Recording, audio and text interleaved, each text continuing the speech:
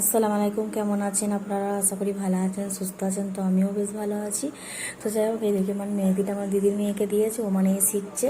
তো যাই হোক, আর আমি তো একদম সেরকম বেশি পারি না, ওই জন্য মানে দিতে দোয়াও হয় না, কারণ আমি মেহেদি দিতে পছন্দ করি। আর দুজনের মানে পাড়াটা করে দিলাম, আর ডিমের ভুজে একটু চা, ও তো চা খেতে একদম চায় না, তাও ওকে চা মানে দিলাম, বললাম যে খেয়ে এলে। আর নৌকা ওটা শেষ হয়ে গেছে, নৌকা ওটা আর কি ঢালবো। আর এদিকে বরবটি আলু সবজি বসে দিয়েছি, ছেলের লেগে মানে অফ ক্যামেরাই করে মানে করবো আর কি। ওটা আর মানে দেখানো হয়নি, যেহেতু পরে শেয়ার করে নেবো আপনাদের সাথে কানাডা বিরিয়ানি। আর আশা করি এখন তো কম বেশি সবাই জানবে সব কিছু। আমাদের জন্য তো ইউটিউব আছে, তাই না, যে ইউটিউবের মধ্যে আমরা দেখে সব কিছু শিখে যাই। তো কানাডাওয়ালাদের থেকে এখানে আমি শিখি না, আমি ইউটিউব থেকে নিয়ে শিখেছিলাম কানাডা বিরিয়ানিটা। তো আমার ছেলে কানাডা বিরিয়ানিটা আমার মতন পছন্দ করে, আর মাংসটা বেশি করে নিয়েছিলাম ওইটাই মানে আর কি বিরিয়ানিতেও দিলাম, আর আমাদের জন্য রেখে দিয়েছিলাম বরবটি কড়াইয়ের সবজি আর মাংস রান্না। আর এইদিকে মানে দিদির মেয়ের তো যাওয়া হলো না, আগের ভিডিওতে শেয়ার করেছিলাম, মানে আমার ভাই গেল মঙ্গলবার। ওর তো মানে টিকিট ছিল দুজনের একসঙ্গে, আমার দিদির মেয়ের তো কনফার্ম হয়নি, আর ওর কনফার্ম হয়ে গেছিলো। আর এখন কনফার্ম না হলে ট্রেনে ওঠা যাবে না, এইটা কম বেশি এইটাও সবাই জানে। তো এখানে গিয়েছিলাম, তো স্টেশনে ছাড়তেই এত গেলো না, মনটা একটু খারাপ ছিল ওরই মধ্যে। ফের আবার বললো যে ঠিক আছে, অসুবিধে নেই, তো পরের মাসে আমি চলে যাব। ও হলো যে নবীদ আসার আগে কিন্তু আমি চলে যাবো, ঠিক আছে। আর এইদিকে ছেলেকে তো নিতে এসেছিলাম, আমি বললাম আমি যাবো, ম্যামের সঙ্গে দরকার আছে আর কি, একটু টুকটাক কথা আমার ছিল, তো বলবো বলে ডাইরেক্ট কথা বললে ভালো, ফোনের চেয়ে বেশি, তাই না। আর বিল্ডিংটা দেখাচ্ছে না, ওইটা আমার বান্ধবী থাকতো, আমরা দেখে দিয়েছিলাম, খুব সুন্দর রুমটা ছিল, কিন্তু ওরা ছেড়ে দিল।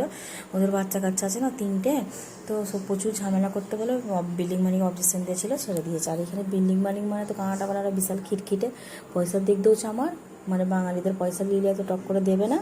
আর এও মানে কোনো কিছু হলে যতজন আছে মানে এইখানে তো বেশিরভাগ সবাই মানে কম বেশি মানে হাজব্যান্ড ওয়াইফ আর ছেলে, একটা বাচ্চা নয় 2টো বাচ্চা এরকম আর কি থাকে।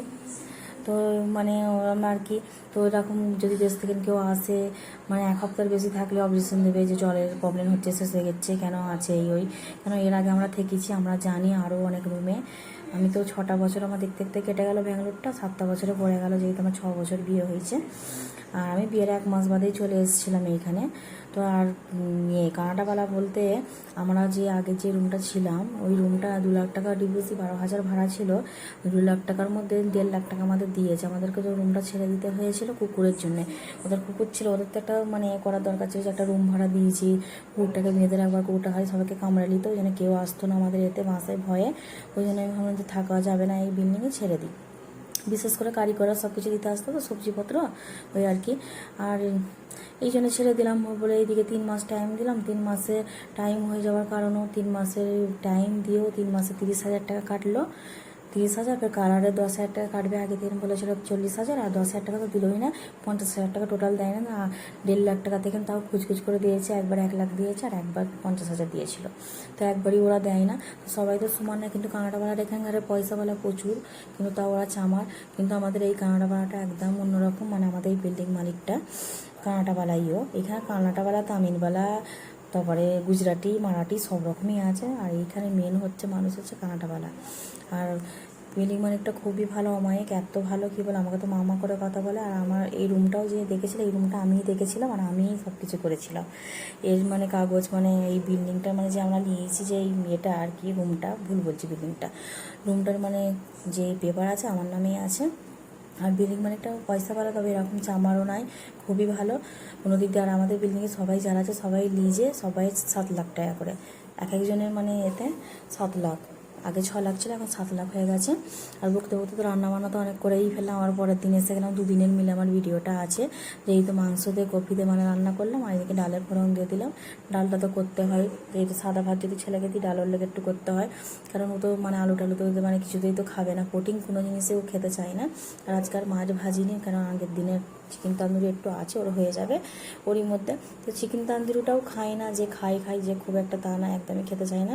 আমরা যে আম্পিয়ার হোটেলটায় যাই না, ওই হোটেলের কাবাবটা ওর পছন্দ বেশি করে, তো ওইটা তো সবসময় আনা যায় না।